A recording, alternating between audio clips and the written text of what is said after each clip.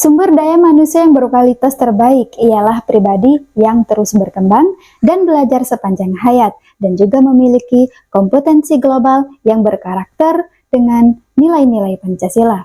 Assalamualaikum warahmatullahi wabarakatuh. Salam sejahtera untuk kita semua. Perkenalkan, nama saya Dailin. Saya adalah guru bahasa Inggris di SMP Negeri Muara Batang Empu yang beralamatkan di Desa Muara Batang Empu, Kecamatan Karangjaya, Kabupaten Musirawas Utara, Provinsi Sumatera Selatan.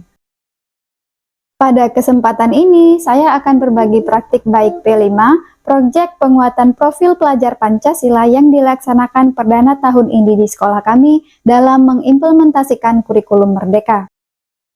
Pada pelaksanaan P5 perdana ini, saya ditugaskan sebagai koordinator kelas 74, yang mana bersama saya ada 3 orang fasilitator yang akan bekerja sama untuk menyukseskan kegiatan proyek ini. Pada tahap awal perencanaan, saya sebagai koordinator merancang modul yang saya beri judul Makanan Kami dan Tradisi yang Tergantikan. Terdapat 4 tahapan dalam pelaksanaan proyek penguatan profil Pancasila ini. Yang pertama ialah tahap bekali, yang kedua tahap pilih-pilih pakai, kemudian yang ketiga tahap wujudkan, dan terakhir tahap tradisikan. Yang pertama yaitu tahap bekali. Pada tahap ini, peserta didik diberikan kesempatan untuk banyak melakukan eksplorasi dan belajar dari berbagai sumber, baik dari fasilitator dan juga dari sumber lainnya. Kami memanfaatkan media Chromebook yang difasilitasi sekolah. Peserta didik dapat mengakses internet untuk mendapatkan informasi dan materi yang sedang mereka pelajari dengan mudah. Setelah peserta didik melakukan eksplorasi dan menyelesaikan lembar kerja peserta didik, mereka dibimbing untuk melakukan presentasi kelompok di depan kelas secara bergantian. Koordinator dan fasilitator harus memastikan bahwa semua siswa terlibat dalam diskusi kelompok. Tahapan yang kedua yaitu pilih-pilih pakai. Pada tahap ini, peserta didik melakukan 2 kegiatan, yaitu merencanakan aksi nyata dan merealisasikan aksi nyata yang telah dibuat.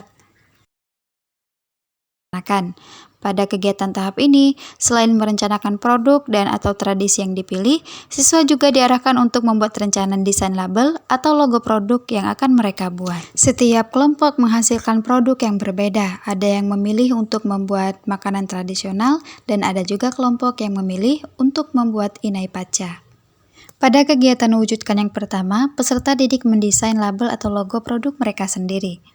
Ini adalah hasil desain kelompok 1, yaitu kelompok keripik ubi. Dan ini adalah hasil desain kelompok 2, yaitu kelompok kembang goyang. Dan gambar berikut ini adalah hasil desain kelompok 3, yaitu keripik mumbai. Dan ini adalah hasil desain kelompok 4, yaitu inai paca.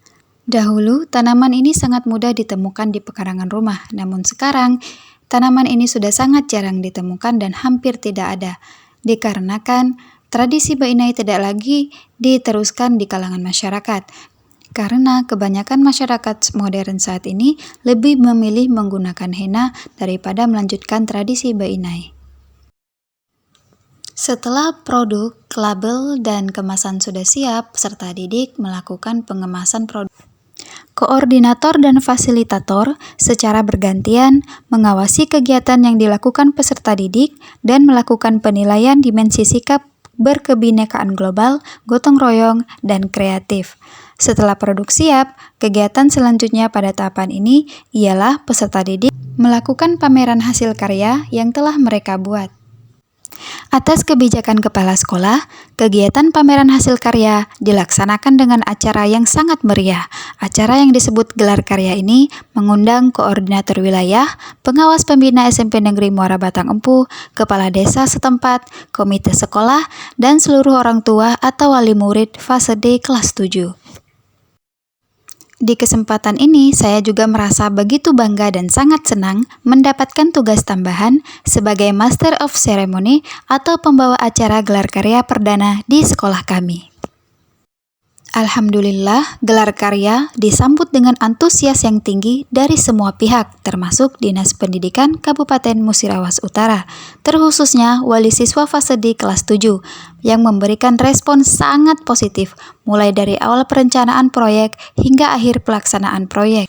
Tahapan yang terakhir adalah tahap tradisikan yang dilakukan di minggu ketiga P5. Pada tahap ini, peserta didik dan pendidik melakukan evaluasi dari kegiatan proyek profil yang telah dilakukan dan menyusun rencana tindak lanjut. Meskipun sekolah kami terletak di pelosok kabupaten tertinggal, akan tetapi kami tidak ingin tertinggal dalam menerapkan kurikulum merdeka. Kami sebisa mungkin memberikan yang terbaik untuk siswa-siswi kami. Karena saya percaya bahwa semua siswa memiliki hak yang sama untuk mendapatkan pendidikan yang berkualitas. Karena saya percaya, sekolah bukan hanya tempat menulis dan membaca, tetapi juga tempat untuk menghasilkan karya. Sekian dari saya akhiri. Assalamualaikum warahmatullahi wabarakatuh.